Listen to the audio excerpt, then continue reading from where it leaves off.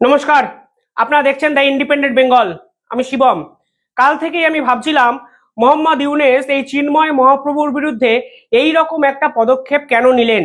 মানে কোনো রকম বিপাকে না পড়লে চিন্ময় মহাপ্রভুকে গ্রেফতার করার মতো এই রকম ভয়ঙ্কর একটা পদক্ষেপ কেন মোহাম্মদ ইউনূস নিলেন, এই প্রশ্ন কিন্তু আমি একাধিক ক্ষেত্রে বিশ্লেষণ করার চেষ্টা করেছি।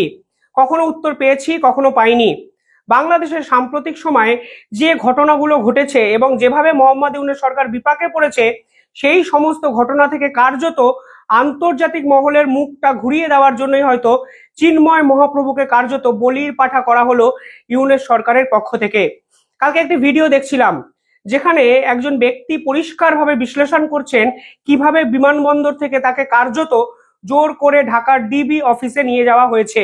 আমরা চিন্ময় প্রভুর যখন যাচ্ছিল চট্টগ্রামের ফ্লাইটে, তখন আমরাও ছিলাম। চিন্ময় প্রভুর যে সেক্রেটারি আদিপুরুষ সেও ছিল, তো আমরা ছিলাম, এবং একজন সাংবাদিক তিনিও ছিলেন। তো আমরা ওখানে নামার পরে ওখানে যারা গোয়েন্দা সংস্থার লোকেরা তারা বললো যে তাদের যিনি অফিসার তিনি আসবেন। তা আমরা মনে করেছি হয়তো যে তাকে প্রোটোকল বা তাকে কোনো এরকম নিরাপত্তা দেওয়ার জন্য। আমরা বুঝতেই পারি নাই যে এরকম একটা ঘটনা ঘটতে যাচ্ছে বিষয়টি, কারণ আমরা রাষ্ট্রযন্ত্রের কাছে এটা আশা করি নাই।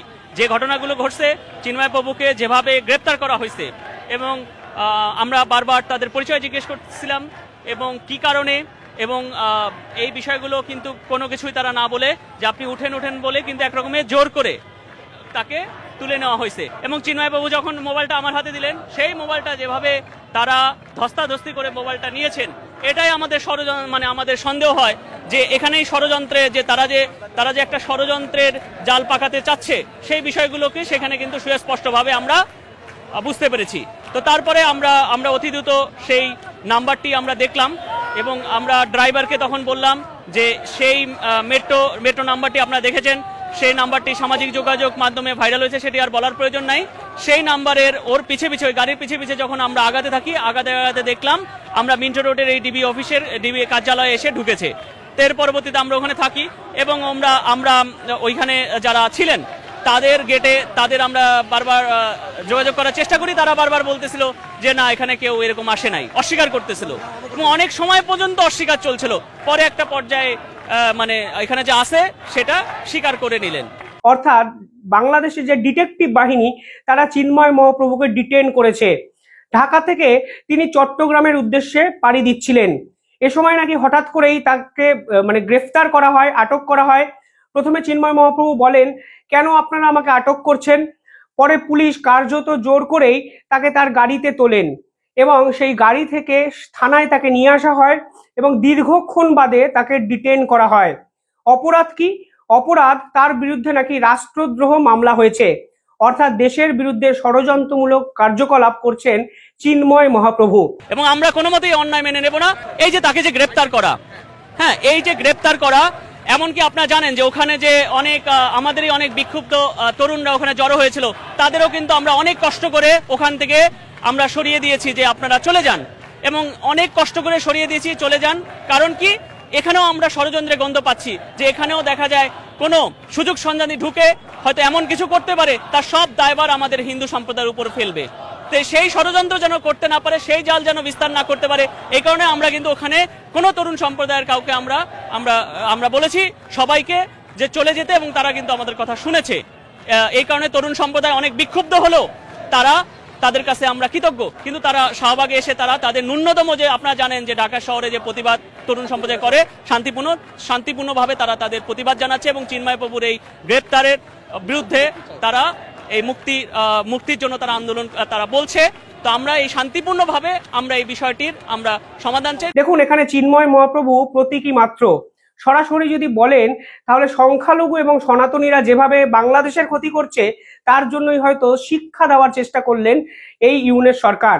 কালকে দুই উপদেষ্টা সাংবাদিক সম্মেলন করেছেন, তারাও ঠিক একই ভাষায় কথাবার্তা বলেছেন যে যারা দেশের শান্তি রক্ষা করতে চাইছে না, যারা হাসিনা সরকারের অনুগামী, যারা হাসিনা চলে যাওয়ার পরও হাসিনাকে নিয়ে উদ্দাম নৃত্য চালাচ্ছেন, তাদের নাকি বাংলাদেশে থাকার অধিকার নেই।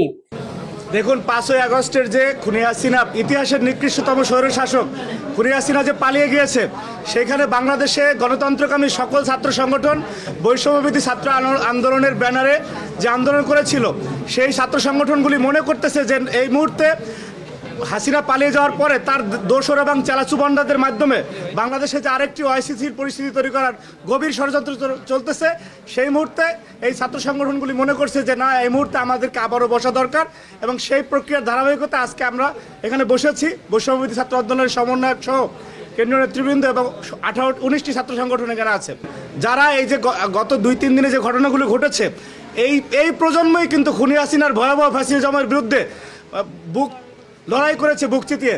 তাদেরকে যদি কেউ প্রেসক্রিপশন দিয়ে ভুল পথে পরিচালিত করে, সেটা জাতির জন্য দুর্ভাগ্যের, এবং আমরা আশা রাখি যে তাদেরকে কেউ ভুল প্রেসক্রিপশন দিয়ে ভুল পথে পরিচালিত করতে পারবে না বাংলাদেশ রাষ্ট্রের কোনো ক্ষতি করার জন্য।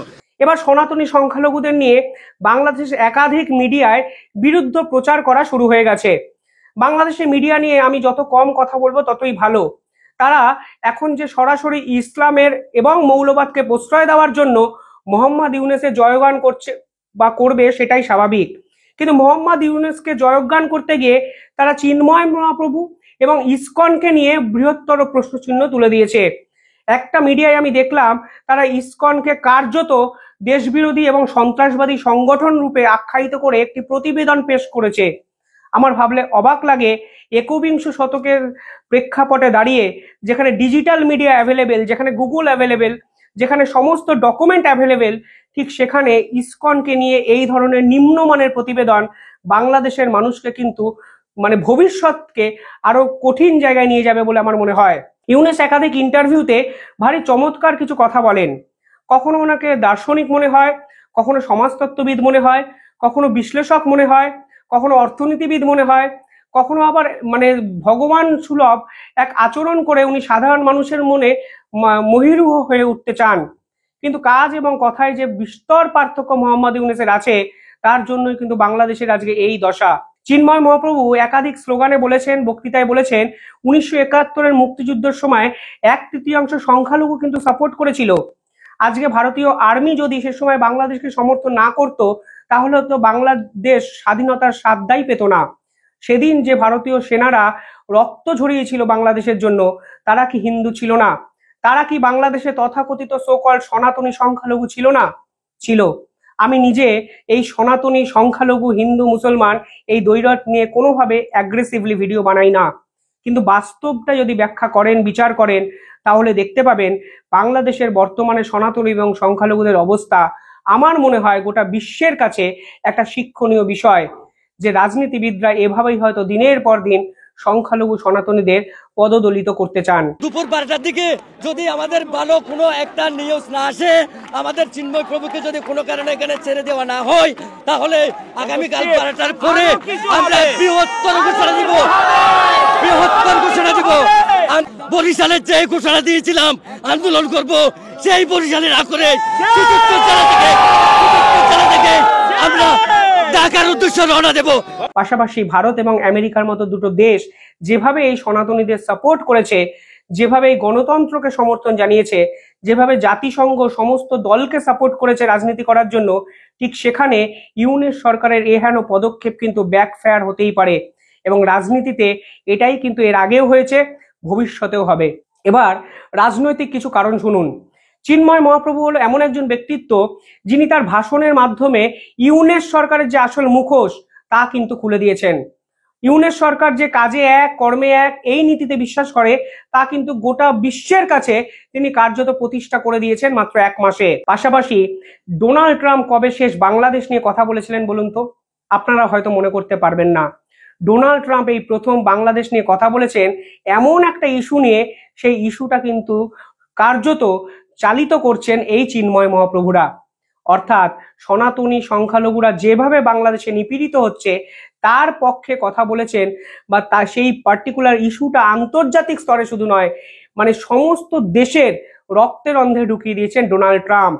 ফলে চিন্ময় মহাপ্রভুর বিরুদ্ধে ইউনূস সরকারের রাগ থাকবে না, এটা কিন্তু কখনোই হতে পারে না। দেখুন, এই চিন্ময় মহাপ্রভুকে গ্রেফতারের পর থেকে বাংলাদেশের আসল ইস্যুগুলো নিয়ে কিন্তু আলোচনা বন্ধ। বাংলাদেশের আইন শৃঙ্খলা নিয়ে আর কেউ কথা বলছেন না, মূল্যবৃদ্ধি নিয়ে আর কেউ কথা বলছেন না, কেউ বলছেন না সংস্কারের কি হলো, কেউ বলছে না নির্বাচন কবে হবে, কেউ বলছেন আপনারা রাষ্ট্রপতির পদত্যাগ কেন চাইলেন, কেউ বলছে না বস্ত্র শিল্পের বাংলাদেশে এই অবস্থা কেন, কেউ বলছে না ছাত্ররা এখনো সরকারের বিরুদ্ধে এত কেন ক্ষুব্ধ, কেন টোটো অটো রিক্সা চালকরা সেনাবাহিনী সরকারের বিরুদ্ধে রাজপথে আন্দোলন করছে, কেন সাধারণ মানুষ 100 টাকা বা 1000 টাকা নিয়ে বাজারে গেলে দুমুঠো খেতে পাচ্ছেন না। অর্থাৎ যে কোটা আন্দোলনের নামে আপনারা ক্ষমতায় এসেছেন, সেই কোটা আন্দোলনকারী ছাত্রদের চিকিৎসার কি হবে, তারা স্বাস্থ্যের কি হবে, তাদের ভবিষ্যৎ কি হবে, আপনারা 3 মাসে জব ক্রিয়েশনের জন্য কি করেছেন, কেন বাংলাদেশের ব্যাংক সব দেউলিয়া হয়ে গেল, কেন আইএমএফ আপনাদেরকে সতর্কতা জারি করে বলল মূল্যবৃদ্ধি নিয়ন্ত্রণ করুন, কেন আপনাদের আইন পরিষদ, উপদেষ্টা, সমন্বয়ক একে অপরের বিরুদ্ধে কথা বলছে। এই আসল এতগুলো প্রশ্ন থেকে সমস্ত কিছু ঘুরে গেল চিন্ময় মহাপ্রভু দেশবিরোধী, চিন্ময় মহাপ্রভুকে গ্রেফতার করো, তাকে জেলে ধরো, সমস্ত সনাতনী সংখ্যালঘুদের বাংলাদেশ ছাড়তে বাধ্য করো। শান্তিপূর্ণভাবে, এবং আমাদের যে 8 দফা দাবি রয়েছে আমাদের অধিকারের, বাংলাদেশে আমরা আমাদের জন্মভূমি হিসেবে, আমরা বাংলাদেশের নাগরিক হিসেবে, আমরা একজন সনাতনী হিসেবে আমাদের যে যৌক্তিক দাবি, আপনারা বসেন দেখেন সেখানে অযৌক্তিক কি আছে সেগুলো দেখান, আমাদের যদি অযৌক্তিক থাকে সেগুলো আঙ্গুল দিয়ে দেখান, কই সেটা তো করছেন না। শেখ হাসিনা কিছুদিন আগে সনাতনীদের উপর এই অত্যাচার নিয়ে মুখ খুলেছিলেন। শেখ হাসিনাকে থামানোর ক্ষমতা ইউনূস সরকারের নেই। তারা বারংবার ভারতকে হুমকি দিয়েও, কার্যত হুঁশিয়ারি দিয়েও শেখ হাসিনাকে থামাতে পারছেন না। উল্টে ঠিক 2 দিন আগে শেখ হাসিনা ফের একবার অডিও কলে বাংলাদেশের আসল চেহারা আন্তর্জাতিক স্তরে তুলে ধরেছেন। শেখ হাসিনার সঙ্গে ডোনাল্ড ট্রাম্পের ভালো সম্পর্ক, পুতিন কিছুদিন পরে ভারতে আসছেন, সেই পুতিনের সঙ্গেও এই হাসিনার সম্পর্ক অত্যন্ত ভালো। পাকিস্তানে সরকার পালাবদল হওয়া কার্যত সময়ের অপেক্ষা। যদি পাকিস্তানে ইমরান খানের সরকার ফিরে আসে, সেই ইমরান খানের সঙ্গে হাসিনার সম্পর্ক সব থেকে ভালো। অর্থাৎ দক্ষিণ পূর্ব এশিয়ার যে পলিটিক্স, তা কিন্তু এক নিমেষে বদলে গেছে শেষ 1 মাসে। হাসিনা, ইমরান খান, নরেন্দ্র মোদী এবং পাশ্চাত্যে ডোনাল্ড ট্রাম্প কিংবা ইউকের মতো শক্তিশালী কোনো দেশ, এই মিলে যে সম্মিলিত জোট তৈরি হচ্ছে, কিংবা বলা ভালো ব্রিক্সের সম্মেলনের পর চায়না রাশিয়ার সঙ্গে ভারতের যে আলাদা রকমের একটা জোট তৈরি হয়েছে, এই সমস্ত কিছু জোটের কিন্তু বাংলাদেশ কোথাও নেই। বলা ভালো ইউনূস সরকার আলটিমেটলি কোথাও কিন্তু পাত্তাটাও পাচ্ছেন না। সব মিলিয়ে এই যে ব্যর্থতা, এই যে পররাষ্ট্র নীতির ব্যর্থতা, এই যে বাংলাদেশের আইন প্রণয়নের ব্যর্থতা, বস্ত্র শিল্পকে বাঁচানোর ব্যর্থতা, সব মিলিয়ে কিন্তু ইউনূস সরকার এটি নরম মাটি খুঁজছিলেন, যেই মাটিতে আঁচড় কাটার ফলে তিনি হয়তো সমস্ত ব্যর্থতাটাকে ঢেকে দিয়ে সব আলোচনার কেন্দ্রবিন্দু অন্য দিকে ঘুরিয়ে দিতে পারবেন। চিন্ময় মহাপ্রভু হলো এই রকমই একজন সফট টার্গেট, কিন্তু যাকে আপনারা সফট টার্গেট ভাবলেন, আপনারা জানেনও না তিনি আসলে অ্যাটম বোমের থেকেও ভয়ঙ্কর একজন ব্যক্তিত্ব, যার বিরুদ্ধে একটি ভুল পদক্ষেপ নেওয়া মানে আপনার সরকার কিন্তু খাদের কিনারায় চলে গেল। মোহাম্মদ ইউনূস, আপনি জানেনও না ডোনাল্ড ট্রাম্প কিংবা নরেন্দ্র মোদীর প্রভাব আন্তর্জাতিক স্তরে ঠিক কোন জায়গায় পৌঁছেছে, যার জন্য আপনারা কার্যত আপনাদের শেষের শুরুটা নিজের কাছে ইনভাইট করলেন, ডাকলেন। সব মিলিয়ে আমার মনে হয় এই গ্রেফতার আলটিমেটলি ইউনূস সরকারের ব্যর্থতাকে গোটা বিশ্বের সামনে কিন্তু প্রতিষ্ঠিত করলো। এ থেকে মুক্তির উপায় কি আমার এই মুহূর্তে জানা নেই, কিন্তু বিশ্বাস করুন এর বিরুদ্ধে ডোনাল্ড ট্রাম্প কিংবা ভারত কিংবা রাশিয়া কিংবা বিশ্বের একাধিক দেশ যখন মুখ খুলতে শুরু করবে, তখন আন্তর্জাতিক আঙিনায় বাংলাদেশের স্থান কিন্তু আরো দ্রুত গতিতে নিচের দিকে চলে যাবে, যা বাংলাদেশবাসীর কাছে কিন্তু অত্যন্ত খারাপ লাগার একটা জায়গা সৃষ্টি হবে। আর আপনারা তো সরকার পরিবর্তন করেছিলেন এর জন্যই। শেখ হাসিনাকে সরিয়ে মোহাম্মদ ইউনূসকে তো এর জন্যই এনেছিলেন, যেন তারা সংখ্যালঘুদের উপর অত্যাচার চালাতে পারে, যেন তারা আইন শৃঙ্খলার এইরকম ভাবে ধ্বংসলীলা চালাতে পারে। হয়তো এর কৃতিত্ব বাংলাদেশের মানুষেরই। হয়তো আপনারা না বুঝে আপনার জীবনের সব থেকে বড় ভুলটা করে ফেলেছেন 3 মাস আগে। এই ভুল শুধরানোর উপায় এখন কি, অন্তত আমি এখনো খুঁজে পাচ্ছি না। দেখতে থাকুন দ্য ইন্ডিপেন্ডেন্ট বেঙ্গল, কমেন্টে জানাবেন আপনাদের মত। ধন্যবাদ।